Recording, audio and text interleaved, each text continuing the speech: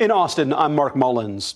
With House Democrats back in town, the push to redraw the state's congressional map is underway. There was pushback inside and outside the Capitol. Put Texas first! Put Texas first! Put Texas first! On Wednesday, dozens of protesters crowded the Capitol Rotunda, calling on lawmakers to pass flood relief legislation and oppose the Republican-backed redistricting effort. President Donald Trump wants Texas Republicans to create 5 new Republican seats to ensure Republicans keep control of the U.S. House in the 2026 midterms. The proposed map shifts around voters in Austin, Houston, North Texas, and the Rio Grande Valley. And while the author of the bill, State Rep Todd Hunter, says this is not racial gerrymandering, Democrats disagree. They say the changes will silence black and brown voters. Hunter argues the proposed map adds more representation for black and brown Texans. We looked at redistricting and we created 5 new congressional seats. 4 are Hispanic majority. So what was the objective? The objective was to take all of those factors, use political performance, and see if we could increase political performance in the state of Texas. Meantime, a state rep from Houston says the proposed map is unconstitutional. It packs people of color who are driving almost all of Texas' population growth into some districts. You cannot split apart a bunch of brown and black Texans and pat yourself on the back because you left enough behind to try to avoid legal trouble. Texas voters deserve better than this. Democrats proposed 12 amendments, including one that would have blocked the map's implementation until the release of the Jeffrey Epstein files. Republicans rejected all of them. Also at the Capitol, families spoke about safety at youth camps after the tragedy at Camp Mystic along the Guadalupe River.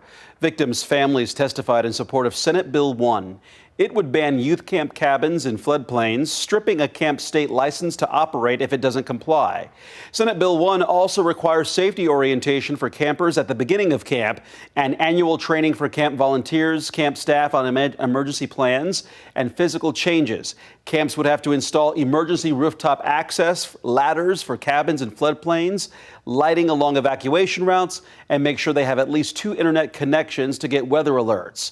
Carrie Hanna, whose daughter Hadley died in the flood, told lawmakers when she sent her daughter to camp, she didn't think it would be the last time she'd see her daughter alive. I promised her she would be safe and okay. I told her camp was the safest place she could be, and she would make new friends and learn new things. I lied to her. She not only wasn't safe, she died.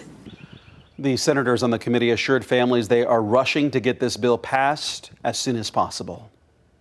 In November, Hayes CISD voters will get to weigh in on a tax rate hike. District leaders say that increase could help them avoid massive cuts to school and staff programs. Jessica Cha explains. 3, 2, 1. When it comes to an equation, You should be giving me an answer for this. balance is the key. Balancing something in math, you got to make sure that if you do it to one side, you're going to do it to the other side.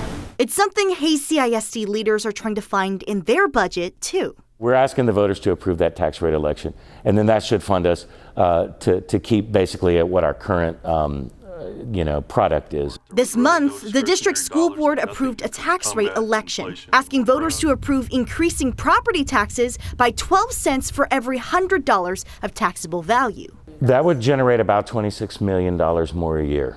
Tim Savoy, the district spokesperson, says it's necessary because state funding for their growing district has stayed the same, but everything else has gotten more expensive. So in order to balance it out, we've been using what's called our fund balance, which is kind of like a savings account. We've depleted our savings account, our fund balance, as low as we can go. And the tax rate election is completely different than the bond election that happened back in May. Savoy says that the bond election pays for and builds the schools that students and teachers are in. But the tax rate hike will pay teachers more while also keeping them around. So we want to give them an actual raise to both remain competitive with our salaries, because we want to attract folks to come here. And it would go to custodians, cafeteria workers, as well as teachers.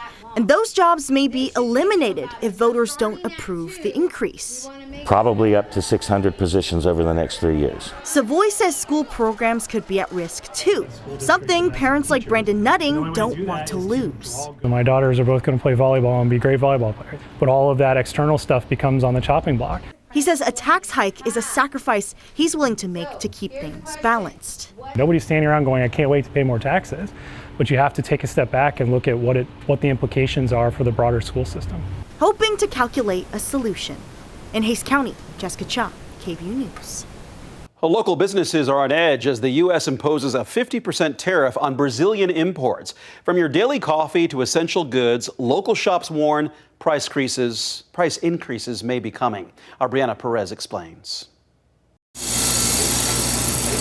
At coffee shops, higher prices are brewing thanks to tariffs. This is unlike anything we've ever seen. And yeah, we're all just kind of reeling from it. This month, President Donald Trump imposed a 50% tariff on most Brazilian imports to show support for former President Jair Bolsonaro, who was on trial for allegedly attempting a coup after his 2022 election loss. With Brazil as the world's biggest coffee producer, local businesses now brace for what this could mean at the register. The whole coffee world kind of just like sat stunned for a minute. And, you know, we're looking to our importers like, what are we going to do? And they're like, we don't know. Price is going to go up all the way down the line from the producer all the way to the drinker. So, I mean, what was $6 could be $10 very easily. Texas Coffee Traders, a local wholesale coffee roasting company, says skipping Brazilian coffee isn't an option. Other countries simply can't meet the demand.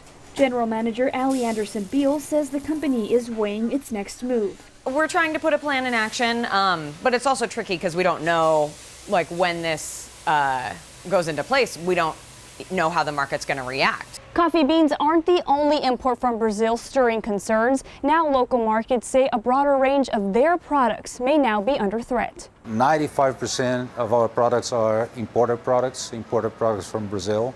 So we sell coffee, heart of palm, Brazilian ingredients for some of the recipes that we do. Marcomosi, owner of Brazil Market and Cafe, says many worry about losing products they rely on. They're working with hundreds of suppliers to keep shelves stocked. Trying to find local manufacturers of products that are very similar or products that are manufactured locally in the United States by Brazilians. But the reality is we have to adapt. We have to find a way to survive. Musi hopes the Brazilian community will rally around local businesses so they can continue delivering a taste of home.